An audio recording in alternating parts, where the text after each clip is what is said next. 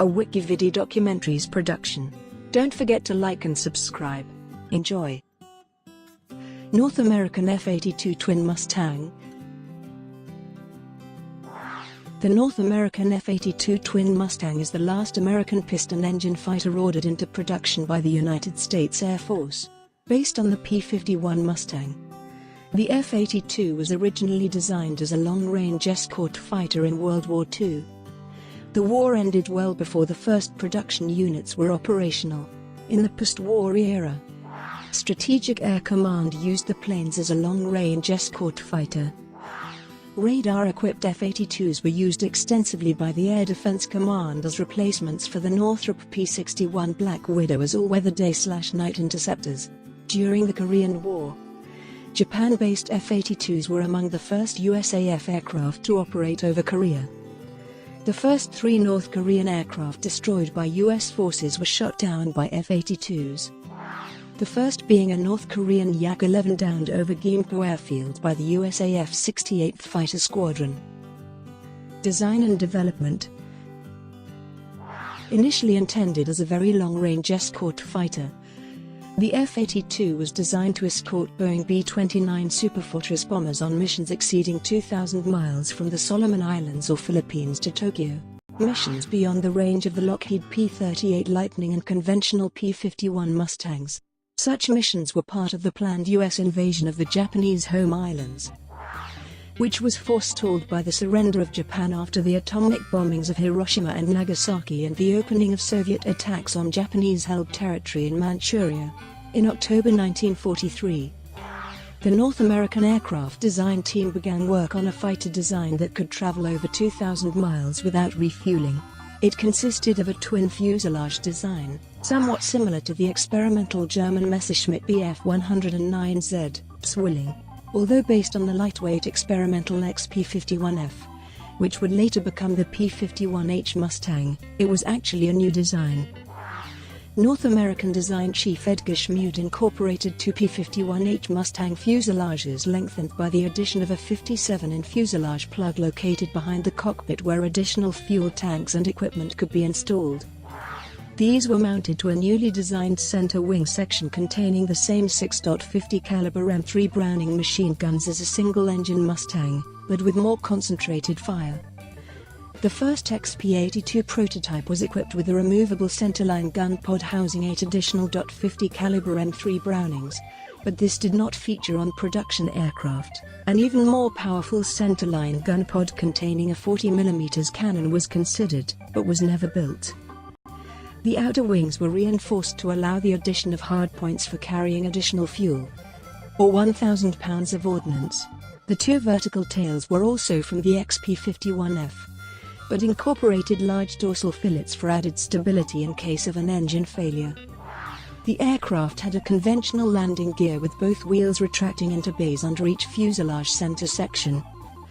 The XP-82 was to be powered by 2 Packard-built Rolls-Royce V1650 Merlin engines. Initially, the left engine was a V1650-23 with an additional gear in the propeller reduction box to allow the left propeller to turn opposite to the right propeller, which was driven by the more conventional V1650-25. In this arrangement, both propellers would turn upward as they approached the center wing, which in theory would have allowed better single-engine control. This proved not to be the case when the aircraft refused to become airborne during its first flight attempt. After a month of work, North American engineers finally discovered that rotating the propellers to meet in the center on their upward turn created sufficient drag to cancel out all lift from the center wing section, 1/4 of the aircraft's total wing surface area. The engines and propellers were then exchanged, with the rotation meeting on the downward turn, and the problem was fully solved. The first XP-82 prototype was completed on the 25th of May 1945, and made the type's first successful flight on the 26th of June 1945. This aircraft was accepted by the Army Air Forces on the 30th of August 1945, whose officials were so impressed by the aircraft, while still in development, that they ordered the first production P-82BS in March 1945, fully 3 months before its first flight. The XP-82 prototypes and production P-82Bs and P-82s, retained both fully equipped cockpits so that pilots could fly the aircraft from either position, alternating control on long flights. While later night fighter versions kept the cockpit on the left side only, placing the radar operator in the right position. Although some P-82B airframes were completed before the end of World War II, most remained at the North American factory in California waiting for engines until 1946. As a result, none saw service during the war, like most versions of the P-51 Mustang. The first two prototype XP-82s as well as the next 20 P-82B models were powered by British-designed Rolls-Royce Merlin engines, re-engineered for increased durability and mass production, and built under license by Packard. These provided the fighter with excellent range and performance. However, the Army had always wanted to give the twin Mustang a purely American and stronger engine than the foreign-designed P-51's V1650. In addition, the licensing costs paid to Rolls-Royce for each V1650 were being increased by Britain after the war. It therefore negotiated in August 1945 with the Allison division of the General Motors Corporation for a new version of the Allison V1710-100 engine. This forced North American to switch subsequent production P-82C and later models to the lower-powered engines. It was found that Allison-powered P-82 models demonstrated a lower top speed and poorer high-altitude performance than the earlier Merlin-powered versions. The earlier P-82B models were designated as trainers, while the C and later models were employed as fighters, making the P-82 one of the few aircraft in U.S. military history to be faster in its trainer version than the fighter version. In 1948, the 3,200th Proof Test Group at Eglin AFB, Florida, fitted the fourth F-82B twin Mustang with retractable pylons under the outer wings capable of mounting 10 high-velocity air rockets each, which folded into the wing undersurface when not in use. This installation was not adopted on later models, the standard tree being used instead. The 13th aircraft was experimentally fitted with a center wing-mounted pod housing an array of recon cameras, and was assigned to the 3,200th Photo Test Squadron, being designated, unofficially, the RF-82B. Record-setting. On the 27th of February 1947, P-82B 44-65,168, named Betty Jo and flown by Colonel Robert E. Thacker, made history when it flew non-stop from Hawaii to New York without refueling, a distance of 5,051 miles in 14 hours 32 minutes. It averaged 347.5 miles per hour. This flight tested the P-82's range. The aircraft carried a full internal fuel tank of 576 USCL, augmented by 4 310 USCL tanks for a total of 1816 USCL. Also, Colonel Thacker forgot to drop 3 of his external tanks when their fuel was expended, landing with them in New York. It remains the longest non-stop flight ever made by a propeller-driven fighter, and the fastest such a distance has ever been covered in a piston-engined aircraft. The aircraft chosen was an earlier B model powered by Rolls-Royce Merlin engines. Operational history. The twin Mustang was developed at the end of the prop-driven fighter era and at the dawn of the jet age. Its designed role as a long-range fighter escort was eliminated by the atomic bombing of Japan and the sudden end of World War II.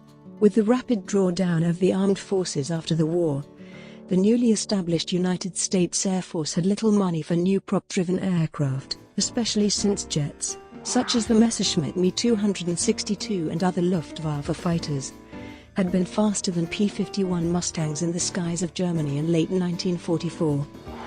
The completed airframes of the P-82 pre-production aircraft already manufactured by North American went into storage, with an uncertain future. However, during the 1947 Soviet Aviation Day display at Tushino Airport, a surprise appearance was put in by 3 Boeing B-29s, followed by a fourth 4-engined long-range strategic bomber. It was an example of the Tupolev Tu-4, which was a reverse-engineered copy of the B-29 Superfortress. 3 examples of which were known to have been interned in the Soviet Union after having been forced to land there during bombing raids against Japan in World War II. since the USSR was expected to have nuclear weapons sooner or later. The appearance of the Soviet Tu-4 was a shock to US military planners, since it meant that the US mainland might soon be vulnerable to a potential Soviet nuclear attack from the air. Until jet interceptors could be developed and put into service, the twin Mustangs already built were seen as an interim solution to SAC's fighter escort mission for its strategic bomber force, and also as an all-weather air defense interceptor. Early attempts to develop jet-powered all-weather fighters ran into a series of snags and delays. The Curtiss-Wright F-87 Black Hawk had been ordered in December 1945, but it ran into developmental difficulties and the project was eventually totally abandoned in October 1948. The Northrop P-89 Scorpion was deemed to have greater promise, but it too ran into teething troubles and did not show promise of entering service until 1952 at the earliest. Due to the lack of any suitable jet-powered replacement, the wartime Northrop P-61 Black Widow night fighter was forced into this role, and in order to help fill in the gap until the Scorpion could be available, night fighter adaptations of the piston-engined North American P-82 twin Mustang were developed and deployed. On the 11th of June 1948, the newly formed United States Air Force eliminated the P for Pursuit category and replaced it with F for Fighter. Subsequently, all P-82s were redesignated F-82. Strategic Air Command. The F-82E was the first model to reach operational squadrons and its initial operational assignment was to the Strategic Air Command 27th Fighter Wing at Kearney Air Force Base, Nebraska in March 1948. During World War II, the P-51 Mustang had escorted Boeing B-17 Flying Fortress and consolidated B-24 Liberator bombers from bases in England and southern Italy to targets throughout Nazi-occupied Europe. However, the Cold War brought on the challenge of possible B-29, Boeing B-50 or Convair B-36 bomber missions into the Soviet Union. The sheer size of the Soviet Union dictated that a bombing mission would be a 12-hour affair there and back from bases in Europe or Alaska, most of it over Soviet territory.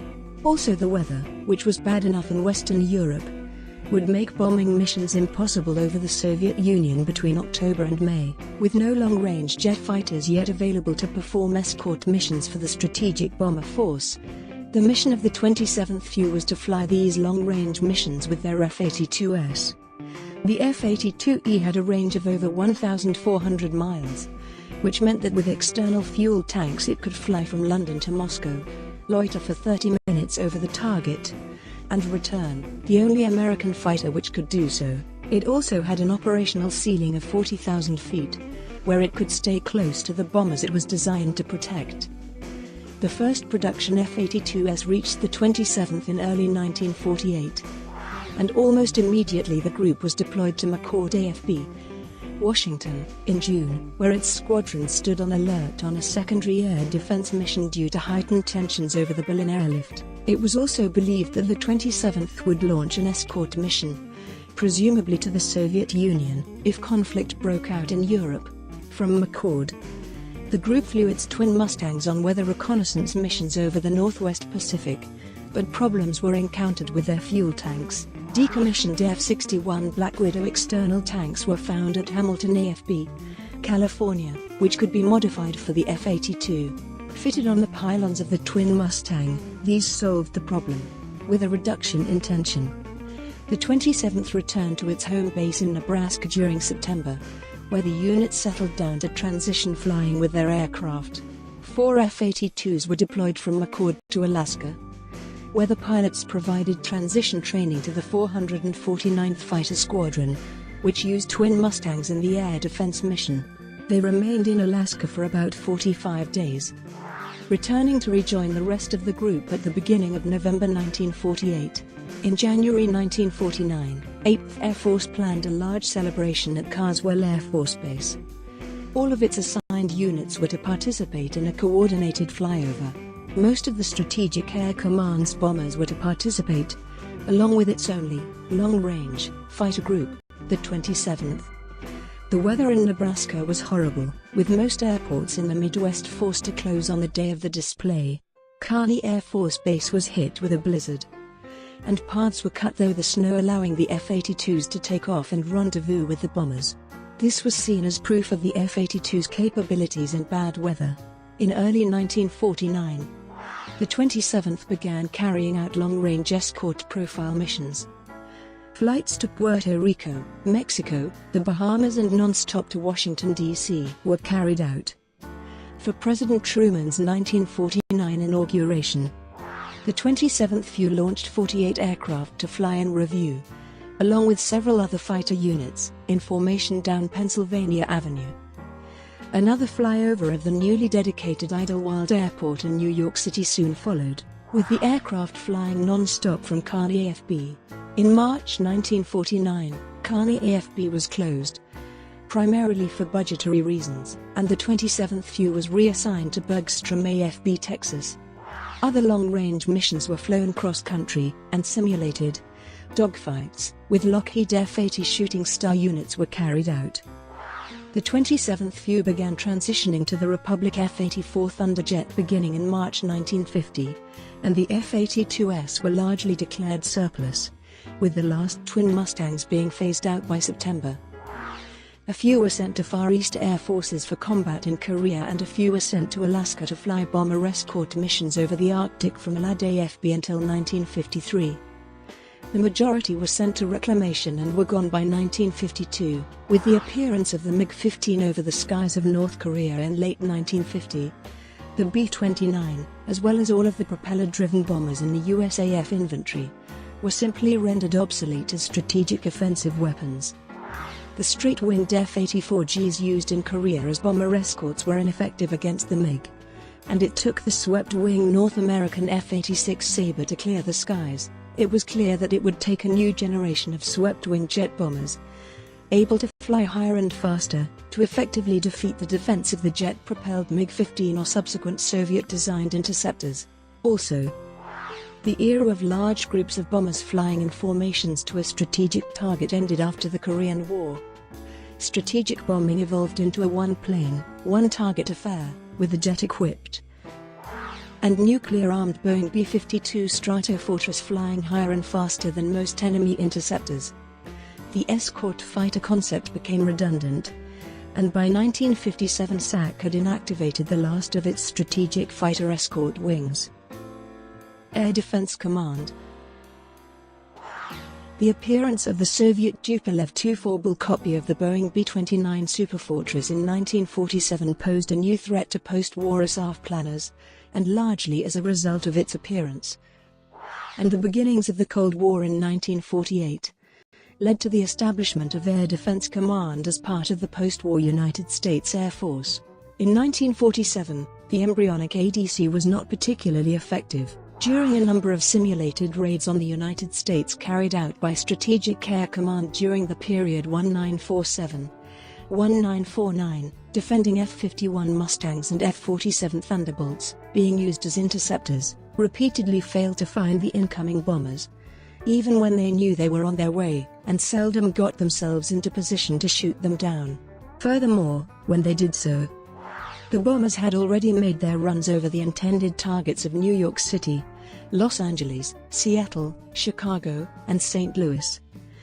Testing found that the radar-equipped wartime Northrop P-61 Black Widow night fighter was effective in locating and attacking the incoming SAC bombers, and also had the range to attack the bombers far from their intended targets. In the late 1940s, there were no suitable jet U.S. interceptors yet developed, so the P-61 transitioned into the ADC interceptor mission. The F-61s available, however, were largely war-weary, and the night fighter F-82C/D models were modified into all-weather interceptors to replace them. The production interceptor versions of the twin Mustang were designated the F-82F and F-82G. The distinguishing feature between the F and G models was largely the nacelle beneath the center wing that housed radar equipment. In addition, the interceptor version required numerous modifications. The right side cockpit was replaced with a radar operator's position without flight controls. A long radar pod, resembling a sausage and irreverently known as a long dong, was attached to the underside of the center wing. below the 6 machine guns and with its dish in front of the propellers to prevent signal interference. This unconventional arrangement was found not to affect the aircraft's performance seriously. Additionally, the unit could be jettisoned in an emergency, or for belly landings it was sometimes even lost during high-G maneuvers.